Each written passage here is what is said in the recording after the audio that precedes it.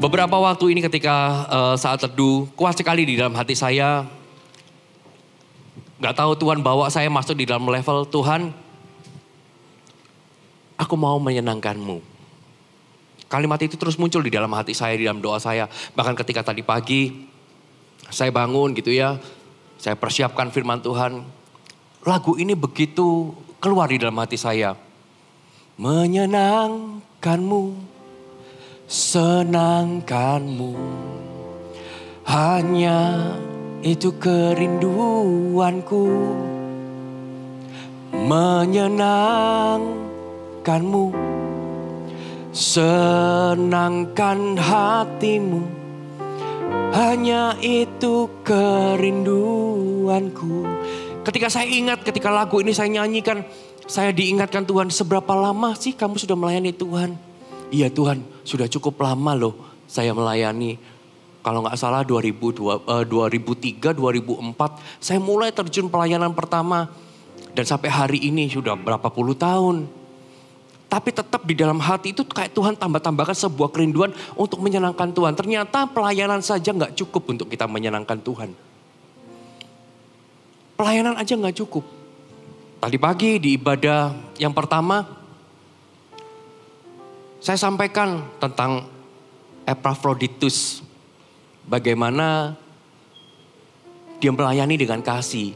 Seringkali kita melayani sih, tapi nggak ada kasih di dalamnya. Yang ada hanya profesional.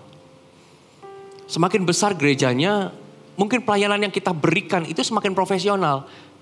Tapi kita nggak boleh lupa, di dalam segala hal, kasih itu berbicara nomor satu. Kalau cuma profesional, kita nggak akan ada beda dengan di dunia. Orang dunia kerja sekuler, semuanya profesional. Tapi apa yang membedakan dunia dengan kita di dalam gereja? Kasih. Kasih yang membedakan. Di satu sisi kita profesional, tapi di satu sisi kita pun penuh kasih. Makanya firman Tuhan di dalam Kolose katakan, di dalam segala sesuatu, kenakanlah kasih sebagai pengikat. Yang mempersatukan dan yang menyempurnakan. Artinya kalau ministry kita mau sempurna, kasih harus berbicara nomor satu. Bukan sekedar profesional. Kalau kita cuma sekedar profesional, kita merasa gak puas, kita akan taruh pelayanan itu. Tapi kalau kasih, ya kanan, kiri, depan, belakang, departemen-departemen yang ada, itu semua saudara kita. Kita perlu mengasihi. Kita berada di dalam satu perahu. Kalau satu departemen goyang, berarti goyanglah kita semua.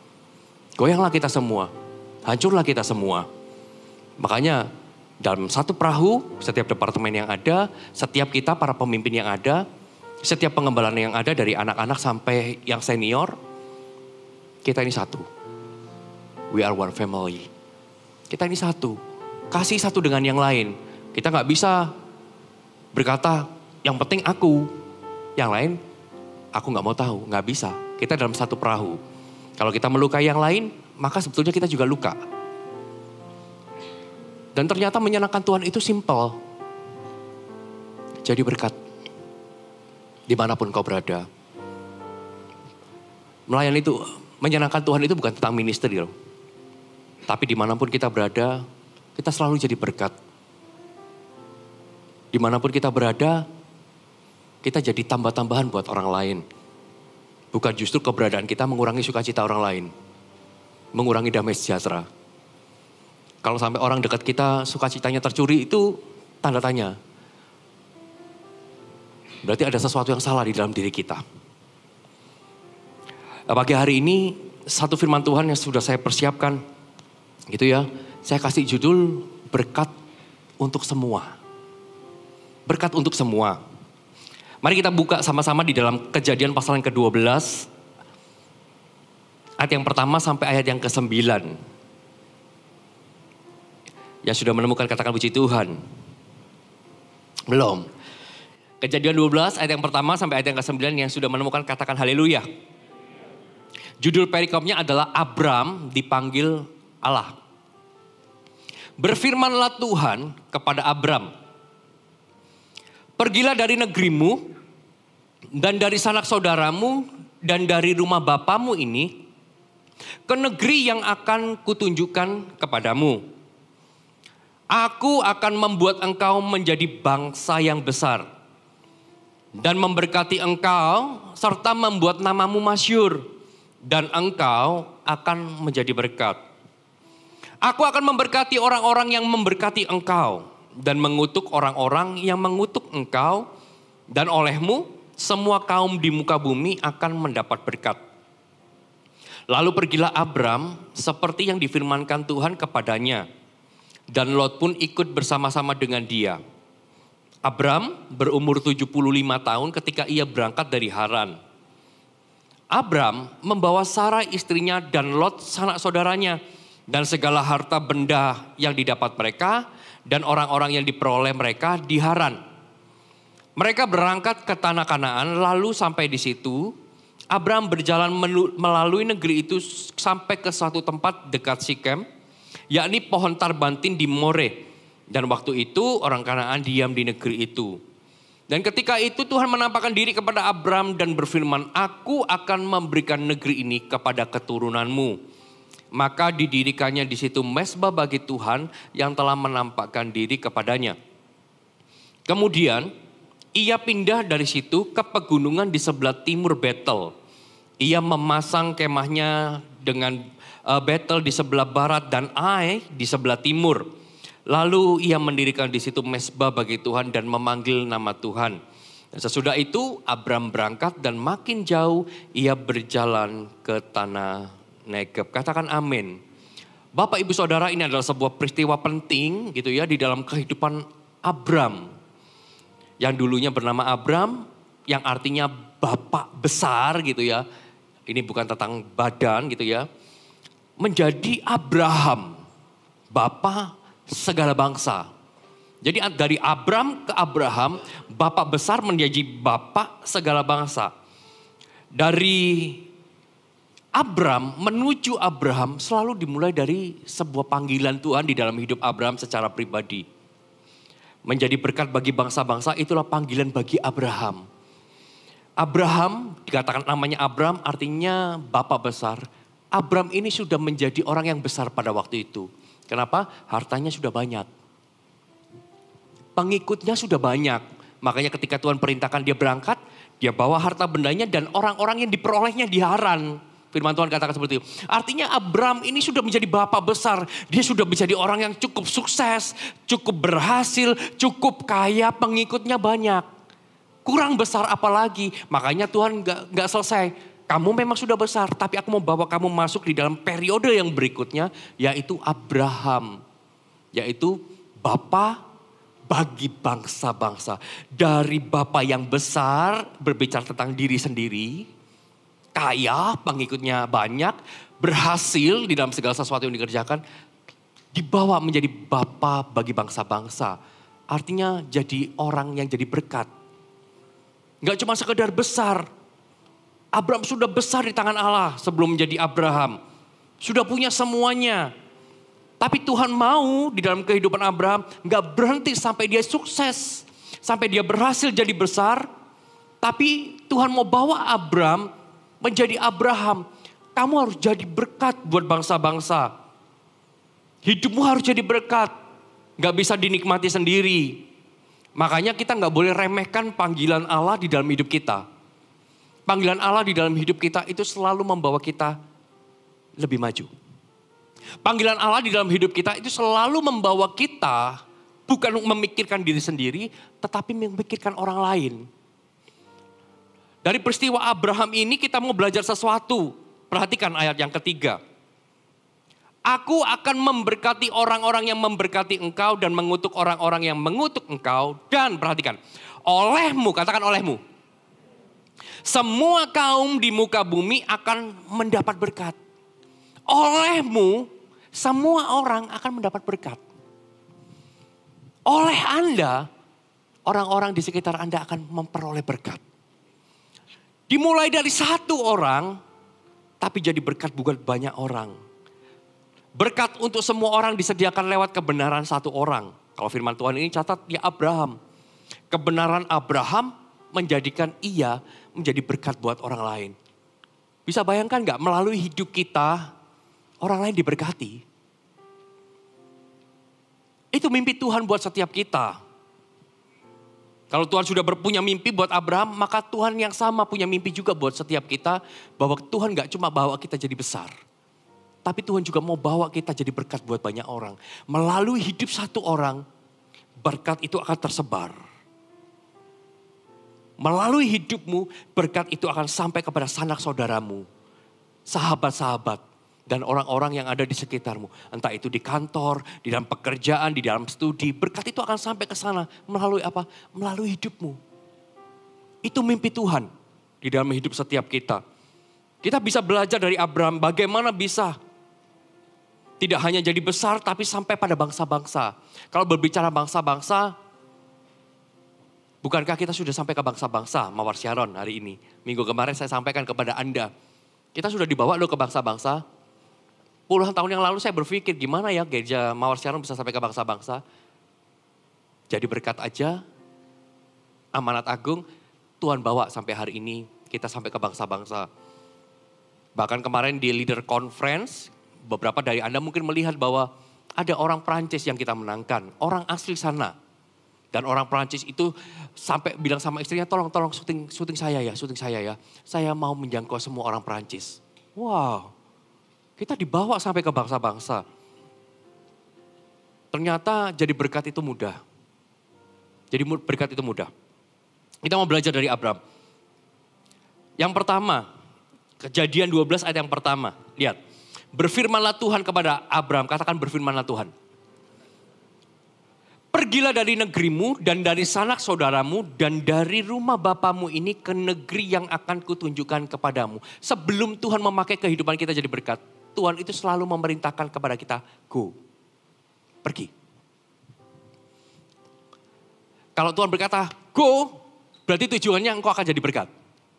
Sama, berfirmanlah Tuhan kepada Abraham, pergi dari negerimu dan dari sanak saudaramu dan dari rumah bapamu ini ke negeri yang akan kutunjukkan kepadamu. Gimana kita bisa jadi berkat buat orang lain? Yang pertama, take the mission. Abraham ini berani sekali mengambil sebuah beban ilahi yang Tuhan berikan di dalam hidupnya. Take the mission. Dia dengar firman Allah, lalu Tuhan berkata, go, pergi Abraham, pergi. Dari negerimu, dan dari sanak saudaramu, dan dari rumah bapamu, ke negeri yang akan kutunjukkan. Dia ambil, ya oke Tuhan, aku terima ya misinya. Dan ketika kita take the mission gitu ya, itu adalah langkah pertama kita jadi berkat buat orang lain. Karena Tuhan selalu memulai dengan kata pergilah, artinya Tuhan selalu memulai pemakaian dengan sebuah misi ilahi atau divine purpose. Ketika kita mengambil divine purpose gitu ya, itu adalah langkah pertama kita bisa jadi tambah-tambahan buat orang lain.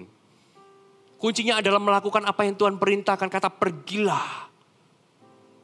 Hanya ketika kita taat melangkah, ketika kita taat pergi, kita menerima. Kalau Tuhan berkata pergilah, kita nggak pergi, kita nggak akan pernah menerima. Makanya kalau Tuhan go, justru engkau akan mendapatkan sesuatu. Dimulai dari take the mission, divine purpose. Hidupmu dan hidupku Bapak Ibu harus berada di dalam kehendak Allah. Kita ini punya misi ilahi, satu demi satu. Kita ini punya misi ilahi secara korporat di dalam gereja. Kita punya misi. Nah kita harus berada di sana supaya hidup kita ini jadi berkat. Karena yang namanya beban ilahi, misi ilahi, divine purpose selalu sifatnya itu menjauhkan kita dari ego. Karena firman Tuhan jelas, pergilah dari negerimu. Pergi dari negerimu. Ini kenyamanan kita dikoyak. Kita harus pergi. Pergilah dari sanak saudaramu. Dan pergi dari bapamu, rumah bapamu. Ke negeri yang akan kutunjukkan. Selalu sifatnya divine purpose ini selalu menjauhkan kita dari kepentingan diri sendiri. Makanya kita harus memulai pemakaian Tuhan dari take the mission. Ambil dulu beban ilahinya, ambil dulu divine purpose-nya. Nanti kita akan tahu, oh rencana Allah itu apa sih di dalam hidup kita. Sometimes kita itu berdoanya, Tuhan tunjukkan rencanamu, sampai Tuhan tunjukkan baru kita jalan. Abraham gak begitu, Abraham cuma suruh pergi. Kemana Tuhan? Ya sudah, go aja dulu, pergi, tinggalkan negerimu dulu. Kita harus melangkah dulu, baru Tuhan berbicara, nanti akan kutunjukkan negerinya kemana. Kita harus keluar dulu, kita harus jalan dulu. Dan tahukah ketika kita ini berada di dalam divine purpose-nya Tuhan, kita take the mission, ambil misi ilahi, hal pertama yang Anda dapatkan itu selalu urapan. Di dalam divine purpose selalu ada divine anointing. Selalu. Saul, ketika semua rakyat Israel minta menghendaki raja, lalu jatuhlah pilihan itu ke Saul dan Saul diurapi. Begitu Saul diurapi gitu ya, urapan itu membuat Saul itu orang yang minder. Tapi bisa memimpin 330.000 pasukan. Ini orang yang minder ketika, mana Saul? Saul itu sembunyi di belakang. Tapi karena anointing mampu, saya percaya dimensi kerja urapan itu selalu mengubah Anda menjadi manusia baru. Orang yang biasa, tapi ketika dia berada di dalam divine purpose, Tuhan urapi, tiba-tiba dia muncul jadi orang biasa. Loh ini dulu kan seperti ini. Kok berbeda ya? Kok berbeda? Dulu ini orang minder loh. Tapi tiba-tiba kok berani jadi public speaking. Yaitu urapan. Urapan juga membuat Saul itu punya hati yang berbeda. Dulu menilai kehendak Tuhan ya biasa ke gereja, yang penting ke gereja lah. Gak usah terlalu dalam. Tapi ketika diurapi, hatinya jadi berbeda. Hatinya jadi berbeda. Makanya orang yang pertama kali masuk di dalam divine purpose, selalu terima divine anointing. Selalu terima. Mengubah engkau menjadi baru. Dan ketika masuk di dalam divine anointing, Tuhan gak berhenti sampai di sana. Tuhan bawa masuk di dalam divine blessing. Dari diurapi, jadi diberkati. Divine blessing. Kenapa saya katakan divine blessing? Karena iblis juga bisa kasih Anda berkat loh. Cuman berkat yang iblis kasih kepada Anda gak bisa nikmati. Gak ada damai sejahtera dan sukacita. Tapi kalau divine blessing, Anda bisa menikmati. Anda bisa enjoy. Ketika menikmati damai sejahtera. Gak cuman divine blessing. Di dalam divine purpose ada yang namanya divine timing. Waktu Allah. Waktu Allah. Orang dunia bilang, wah lama ini untuk pulih. Tapi ketika kita berada di dalam kehendak Allah, tiba-tiba yang harusnya 5 tahun, 1 tahun udah bangkit. Ada percepatan ternyata. Orang berpikir Daud ketika dia diurapi, jadi raja, kepercayaan pertama adalah menggembalakan orang-orang 400 di Gua Adulam. Orang bilang, wah hopeless sih, udah. Bahasa Mandarinnya mungkin yang lain, aduh ciaklat ini. Dipercaya orang-orang kayak gini. Ya apa bisa jadi raja orang-orang kayak gini. Tapi buktinya ada percepatan. 400 orang kepahitan semuanya jadi pahlawan. Ada percepatan. Divine anointing, divine blessing, divine timing. Dan gak berhenti sampai divine timing. Tuhan akan bawa Anda, orang-orang yang berada di dalam divine purpose, ngalami divine connection. Engkau akan ketemu orang-orang yang luar biasa. Rekan bisnis, gak tahu harus memulai expand bisnis gimana, tiba-tiba Tuhan ketemukan dengan satu orang dan bisnis Anda jadi besar. Itu divine connection. Anda ketemu, lagi bergumul gitu. Untuk pekerjaan, tiba-tiba berjumpa dengan saudara seiman. Dan kau dipromosi jadi dipromosi. Engkau berpikir mulai dari mana, tiba-tiba kamu harus mulai dari sini. Dan sungguh boom terjadi. Lompatan terjadi dalam hidupmu. Itu adalah divine connection. Itu terjadi. Orang yang berpikir gimana cara kerohanian bisa maju ya. Ternyata bertemu dengan pemimpin rohani. Kerohanian Anda dibawa naik. Itu divine connection. Divine connection ini nggak melulu orang yang ada di atas kita, yang mengangkat kita. Yang sejajar juga bisa. Bahkan yang mungkin karyawan kita yang ada di bawah kita, itu juga bisa jadi divine connection loh. Buat kita, seberapa banyak hari ini orang masih bingung cari karyawan yang baik. Karyawan yang bisa dipercaya. Kan semua masih bergumul kan? Siapa ya aku cari orang yang dipercaya? Tiba-tiba ada satu orang yang jujur, integritas, cinta Tuhan. Yang bisa take care your business. Bisa dipercaya, bisa ditinggal-tinggal. Itu divine connection. Engkau akan alami itu semua. Ketika apa? Ketika you take the mission. Abraham pun juga sama. Lihat, karena Abraham take the mission, Lot pun juga diberkati loh. Kalau kita baca firman Tuhan berikutnya, mereka sama-sama kaya, ternaknya sama-sama banyak, sehingga terjadi perselisihan di antara mereka. Lalu Abraham mulai berkata sama Lot, gak baik, kita ini kerabat. Gak baik kalau kita bertengkar gara-gara cuman ternak. Oke lah, sekarang pilih bagimu. Kalau kamu ke kiri, aku akan ke kanan. Kalau kamu ke kanan, aku akan ke kiri. Abraham menawarkan, seharusnya Lot berkata, no Abraham, aku diberkati karena kamu. Kamu pilih dulu, aku sisanya.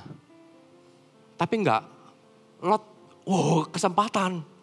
Dia pilih tanah yang banyak airnya, yang subur, yaitu Sodom dan Gomora. Lot nggak tahu bahwa itu mau dimusnahkan Allah. Abraham, karena Lot pilih yang subur, ya sudah, sisanya apa? Hebron. Ya itulah yang diambil sama Abraham. Sesuatu yang tandus gersang. Padahal Tuhan mau ubah itu jadi kebun buah-buahan yang subur. Detik ketika Lot berpisah dengan Abraham, apa yang terjadi? Sodom dan Gomora dimusnahkan. Semua habis hartanya. Istrinya jadi tiang garam, habis. Lot lupa bahwa dia berhasil karena divine connection. Memisahkan dari divine connection, habislah dia. Maka saya percaya hari ini kalau Tuhan berikan sebuah misi gitu ya di dalam kehidupan Anda melalui gereja Mawar Channel, take the mission. Ikutlah terlibat di dalam misi itu. Ikutlah terlibat di dalam divine purpose-nya Allah. Lihat, nanti kau akan mengalami percepatan, kau akan diurapi, mengalami percepatan, kau akan menerima berkat Allah dan kau akan bertemu dengan orang-orang luar biasa yang akan mengangkat kehidupanmu. Yang setuju katakan amin. Take the mission. Lalu berikutnya yang kedua, apa yang membuat Abraham ini jadi berkat bagi bangsa-bangsa bukan sekedar besar. Yang pertama take the mission karena Abraham itu ambil divine purpose-nya Allah. Ketika disuruh pergi dia taat, dia pergi. Lalu yang kedua, ayat yang kedua, Kejadian 12 ayat yang kedua. Aku akan membuat engkau menjadi bangsa yang besar. Ada kata aku akan membuat, artinya itu belum terjadi. Aku akan membuat engkau menjadi bangsa yang besar. Dan memberkati engkau serta membuat namamu masyhur. Dan engkau akan menjadi apa? Berkat. Abraham belum menjadi berkat. Tapi Tuhan sudah berfirman, aku akan membuat engkau menjadi bangsa yang besar. Akan gitu ya, dan akan memberkati engkau serta membuat namamu masyhur. Mungkin sudah terjadi walaupun belum semua mengenal Abraham. Dan engkau akan menjadi berkat. Yang kedua, gimana kita bisa jadi berkat buat orang lain adalah take something on faith. Ambil segala sesuatu itu dengan iman dulu. Abraham itu menerima segala sesuatu yang Tuhan berikan itu dengan iman. Amin. Abraham dikenal sebagai bapak orang beriman karena iman Abraham menjadikan bangsa-bangsa semua menerima berkat. Karena imannya, dia akan ambil sesuatu dengan iman. Sekalipun belum melihat ia jadi bapak bangsa yang besar, pada saat dia menerima panggilan sampai pada kematiannya, tapi dia tangkap dengan iman dan dia berkata dalam imannya, someday will be done. Suatu hari pasti digenapi. Tangkap dengan imannya dulu. Sekalipun belum lihat, sekalipun semasa hidup belum lihat, tapi iman Abraham sudah sampai dulu ke sana. Dia sudah lihat dulu bahwa ia sudah jadi bapak segala bangsa yang besar. Dan hari ini ketika saya dipercaya untuk berdiri di tempat ini, iman saya pun juga sudah sampai dari apa yang Tuhan janjikan. Iman saya sudah melihat 1000 gereja, 1 juta murid. Iman saya sudah sampai ke sana, sekalipun saya belajar dari Abraham, someday will be done. Entah saya melihat atau enggak. Kalau doa, simple, Tuhan aku mau melihat dengan mata kepalaku sendiri.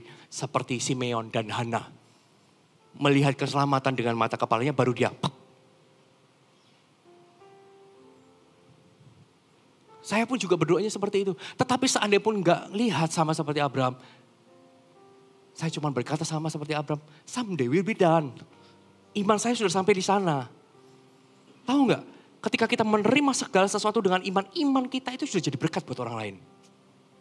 Iman kita itu akan memberkati orang lain. Iman saya sudah sampai ketika melihat Anda satu persatu jadi besar. Sekalipun, saya belum besar, saya masih biasa. Iman saya sudah sampai, udah lihat Anda semua dipakai Tuhan luar biasa. Iman saya sudah sampai ke sana. Berkat yang Abraham terima diberikan kepada orang lain lewat apa? Imannya. Abraham terima berkat yang Tuhan berikan untuk ia jadi bangsa yang besar. Berkat kehidupan, berkat kemasyhuran dan diberikan jadi berkat buat bangsa-bangsa. He take and spread his blessing. Diambil dan sebarkan berkatnya. Kalau Bapak nggak percaya iman kita bisa jadi berkat, bisa memberkati orang lain. Ingat nggak ada orang lumpuh yang diusung 4 orang? Di dalam firman Tuhan dicatat. Ada 4 orang, saya nggak tahu orang lumpuh itu siapa, tapi paling tidak 4 orang itu punya iman orang lumpuh ini disembuhkan.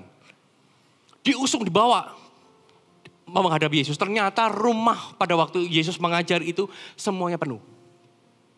4 orang itu nggak habis akal. Dia naik ke atap, buka genteng, turunkan orang lumpuh itu dari atas genteng. 4 orang itu yang ngusung. Dan ketika di hadapan Yesus, Yesus berkata sama orang lumpuh itu, dosamu diampuni. Dia bisa berjalan. Iman siapa yang buat orang lumpuh itu berjalan? Iman siapa? Apakah orang lumpuh? Saya percaya. Kalau sampai 4 orang itu usung berarti orang lumpuh ini gak punya iman. Kalau dia punya iman, dia akan berteriak-teriak seperti Bartimeus itu loh. Bartimeus anak Daud, kasihani aku. Itu punya iman. Tapi kalau 4 orang yang usung berarti imannya iman 4 orang itu. Sekalipun kamu ini gak punya iman, aku punya iman buat kamu. Ayo angkat, cemplung. Di hadapan Yesus, sembuh. Iman kita juga sama. Bisa memberkati orang lain loh. Imanmu bisa menyelamatkan kehidupan keluargamu juga, Saudara. Hari ini mungkin kita melihat sahabat, saudara kita belum mengenal Tuhan. Tapi iman kita, aku percaya, someday will be done. Engkau akan diselamatkan. Kita mulai injili, belum. Ya sudah, pakai imannya 4 orang itu, bawa seret dalam gereja, cemplung, sembuh. Iman kita bisa jadi berkat.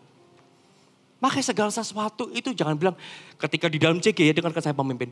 Di dalam CG tiba-tiba ini loh ada jiwa baru begitu. Wah, jiwa barunya kok kayak gini, ngeri. Waduh, ini susah ini. Jenis begini kalau gak doa puasa gak bisa. Take something on faith. Sekalipun yang dipercayakan ini kelas berat gitu ya. Bukan kelas berat, mungkin gerombolan sih berat. Gak cuma 1. Mimpi saya soalnya banyak yang dipercayakan kepada Anda. Bukan cuma kelas berat, tapi gerombolan sih berat. Berat-berat semua. Ketika dipercayakan gitu ya. Yes Tuhan, amin. I will take something on faith. Aku sudah melihat gerombolan si berat ini jadi kuru semua. Aku sudah melihat gerombolan si berat ini orang yang dipulihkan semuanya. Semuanya dipakai Tuhan. Itu take on faith. Take something on faith. Abraham juga sama. Dia melihat segala sesuatu itu, ambil. Aku percaya someday will be done. Coba lihat, di mana ada keluargamu yang belum diselamatkan. Take something on faith. Tuhan, aku percaya ini pasti dipulihkan. Ini pasti diselamatkan. Ini pasti dipakai Tuhan. Sekalipun mata Anda melihat bahwa saat itu yang terjadi itu gak mungkin. Tapi aku menerima dengan iman. Someday will be done. Katakan amin. Coba katakan kanan kirinya, someday will be done. Kasih kemuliaan dong buat Allah kita yang luar biasa. Dan yang ketiga, Kejadian 12 ayat keempat. Saya akan baca ayat keempat sampai ayat yang ke-9. Lalu pergilah Abram seperti yang difirmankan Tuhan kepadanya. Katakan pergilah.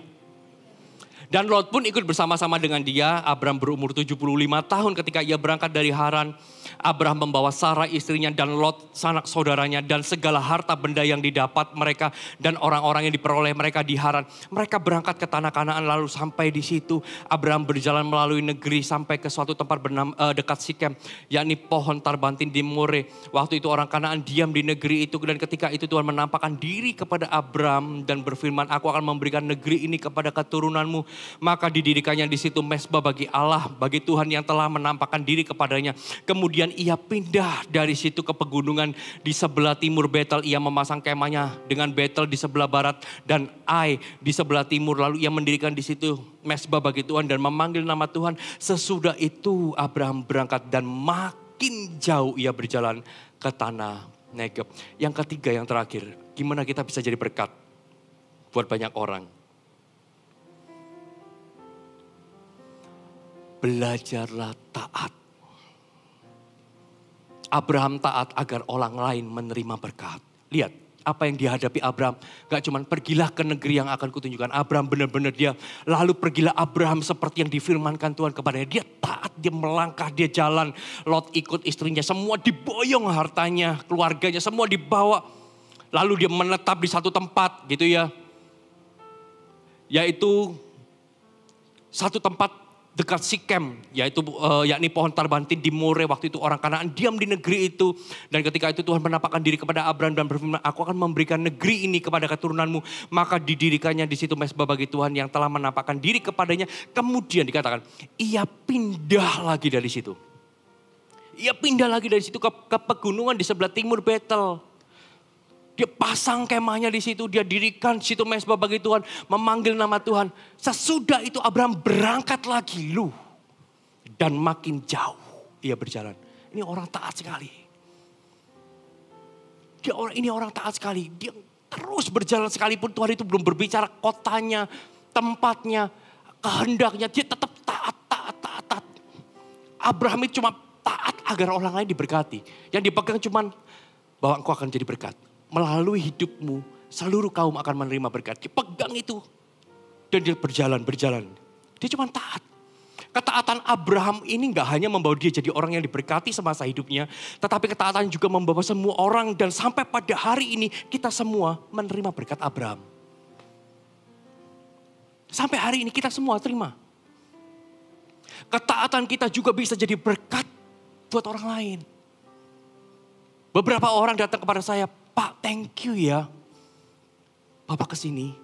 Kalau Bapak gak kesini sama Ibu, mungkin pernikahan kami ini gak pulih. Ketika jemaat bilang, oh ya, ini bukan karena saya. Tapi saya tahu ketika Tuhan berkata pergi, I go, saya pergi. Saya mulai taat. Ketaatan saya jadi berkat buat orang lain.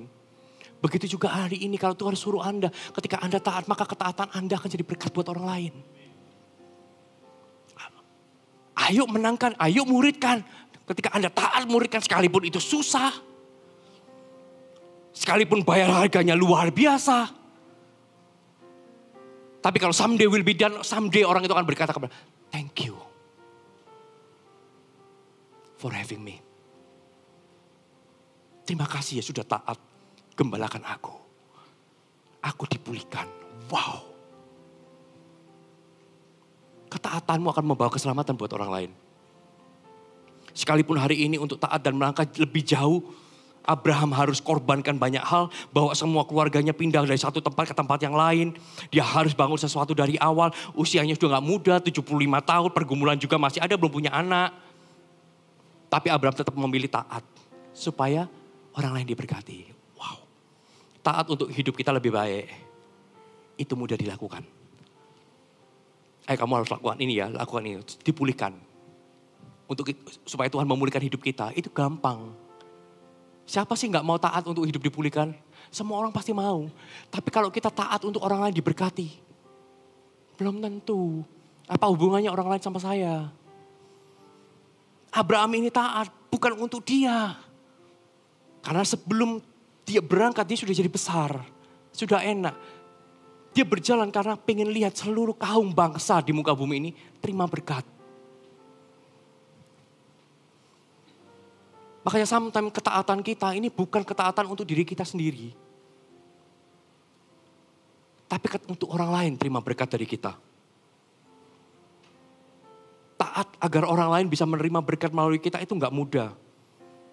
Kita perlu melangkah lebih jauh, tambah lama tambah jauh. Tapi percaya, langkah ketaatan Anda akan jadi langkah keselamatan buat orang lain. Yang setuju katakan amin. Galatia 3 ayat ke-14. Yesus Kristus telah membuat ini, supaya di dalam Dia berkat Abraham sampai kepada bangsa-bangsa lain. Sehingga oleh karena iman kita menerima roh yang telah dijanjikan itu. Tuhan Yesus juga taat mati di atas kayu salib, bukan untuk dirinya sendiri. Bukan untuk dirinya, tapi untuk kita, supaya kita diselamatkan. Dan karena Tuhan Yesus taat di atas kayu salib, maka sampai hari ini kita juga menikmati berkat Abraham. Gimana kita bisa jadi berkat buat orang lain? Taat ya agar orang lain diberkati. Taatnya sudah naik level, bukan taat agar kita diberkati, taat agar orang lain diberkati. Amin. Mau taat agar orang lain diberkati? Yang pertama apa tadi Bapak Bisa? Apa?